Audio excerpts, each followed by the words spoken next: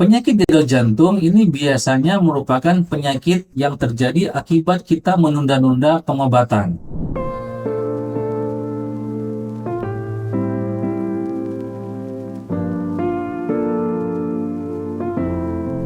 Halo Sobat Oke Hospital semuanya. Saya Dr. Hatta, spesialis jantung pembuluh darah, konsultan intervensi dan kegawatan kardiovaskular. Saat ini saya berpraktek di Eka Hospital Pekanbaru.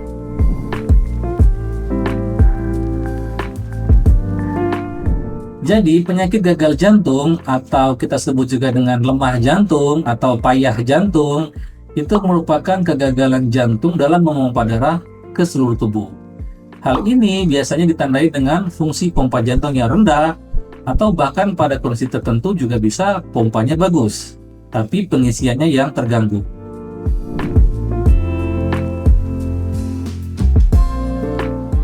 Pasien-pasien dengan gagal jantung itu biasanya paling sering adalah mengalami keluhan mudah lelah, cepat capek pada waktu aktivitas, yang tadinya bisa jalan kaki 1 kilo, sekarang sebentar aja sudah capek. Kemudian juga kakinya bengkak, kadang-kadang juga perutnya membesar gitu ya. Bahkan pada kondisi tertentu juga ada disertai dengan nyeri dada, berdebar-debar, hingga kelemahan.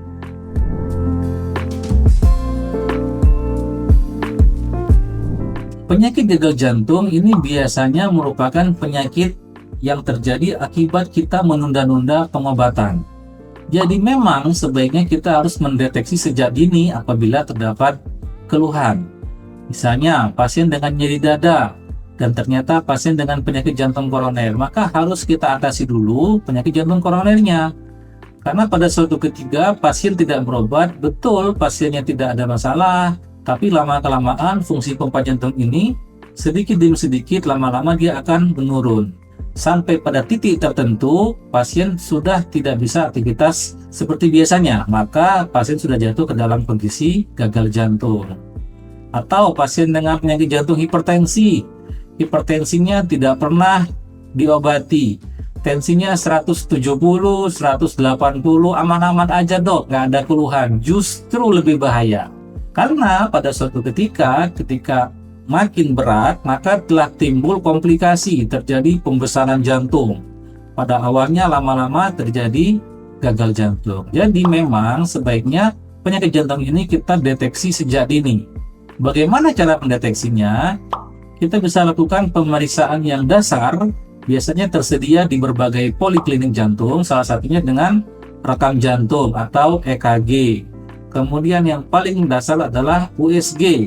Kita bisa mengetahui struktur jantung, kekuatan fungsi pompa jantung, otot-otot jantung, dan beberapa pemeriksaan penunjang lainnya yang lebih canggih, misalnya CT scan koroner ataupun kateterisasi jantung. Dan semua bisa kita kerjakan sejak dini kalau ada keluhan.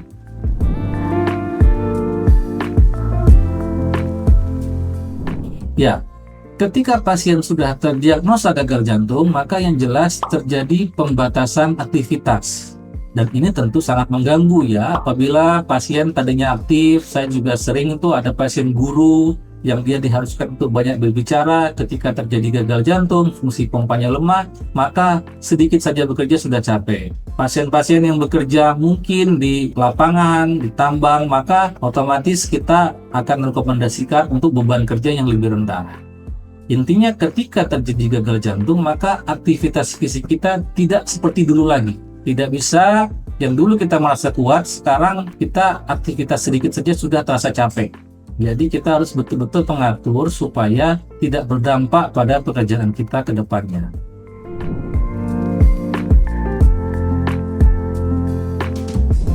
Gagal jantung sendiri banyak dipengaruhi oleh penyakit-penyakit jantung yang lainnya. Kalau kita lihat, penyebab paling sering adalah gagal jantung akibat penyakit jantung koroner. Ini merupakan penyebab yang paling sering. Kemudian gagal jantung akibat penyakit jantung hipertensi. Kita sebut dengan hypertensive heart disease.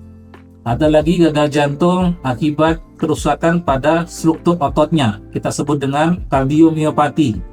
Bisa dilated cardiomyopathy ataupun yang lain-lain. Kemudian juga ada penyakit gagal jantung akibat katup jantung yang tidak diobati, lama-kelamaan katakanlah bisa menyempit atau katupnya bocor, makin lama makin besar, maka terjadi gagal jantung. Kemudian penyakit jantung akibat yang lain-lain, misalnya penyakit jantung bawaan, itu juga berakibat kalau tidak diatasi bisa terjadi gagal jantung. Jadi ada banyak ya penyebab gagal jantung itu.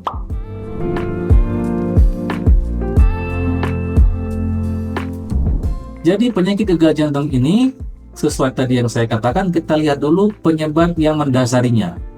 Siapa yang berisiko, maka semua orang bisa berisiko terkena gagal jantung. Kalau satu, misalnya penyakit jantung koroner, dia tidak menjaga faktor risikonya.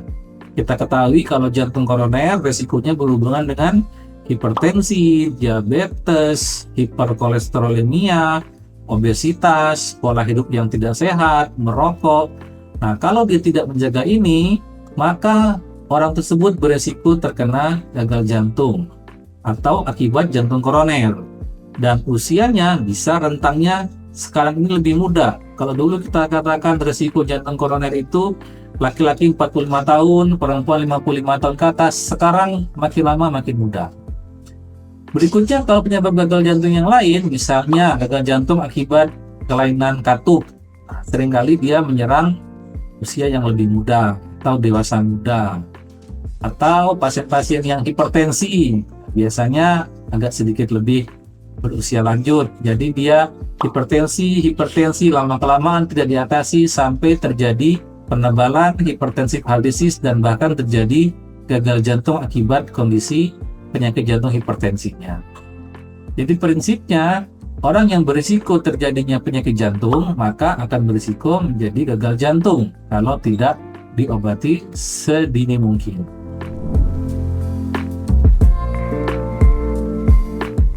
Prinsipnya kita atasi dulu penyebab dari gagal jantung tadi. Kita ketahui setidaknya ada 5 penyakit jantung. Kalau penyakit jantung koroner maka kita harus minum obat-obatannya. Kemudian kalau ternyata ada penyempitan, maka harus kita evaluasi. Apakah harus kita buka penyempitannya dengan menggunakan ring atau stent, atau bisa medikamentosa saja, atau ada terapi yang lain. Berikutnya kalau dia gara-gara gangguan katup, maka kita harus evaluasi nih. Kalau kerusakannya berat, maka pilihannya biasanya dioperasi. Jadi kita jangan takut duluan, justru ada hal yang berbeda penyakit jantung dengan penyakit lainnya. Karena penyakit jantung kalau kita atasi sedini mungkin dan kita atasi lebih cepat, maka dia terhindar dari gagal jantung. Beda kalau yang lain mungkin ya, yang lain biasanya pasien menunggu dulu sampai berat baru berobat. Tapi kalau jantung, kalau kita bisa cut prosesnya di awal, maka pasien ini akan terhindar dari gagal jantung. Pasien jantung koroner langsung kita obati, katakanlah ada penyumbatan dipasang stent, kemudian pasien rajin minum obat, maka pasien tidak akan terjadi gagal jantung. Pasien hipertensinya dikontrol, maka pasien akan terhindar dari gagal jantung. Pasien dengan kerusakan katup jantung, katupnya diperbaiki, bisa dioperasi, bisa dengan minimal invasif, maka pasien akan terhindar dari gagal jantung. Atau pasien-pasien dengan kardiomiopati misalnya, kita dengan pengobatan yang sesuai, tentunya sesuai dengan rekomendasi oleh spesialis jantung, maka kita bertujuan untuk menghindari pasien dari gagal jantung. Jadi saya kira itu prinsipnya kita adalah menjaga sedini mungkin dan mengobati sedini mungkin. Terima kasih.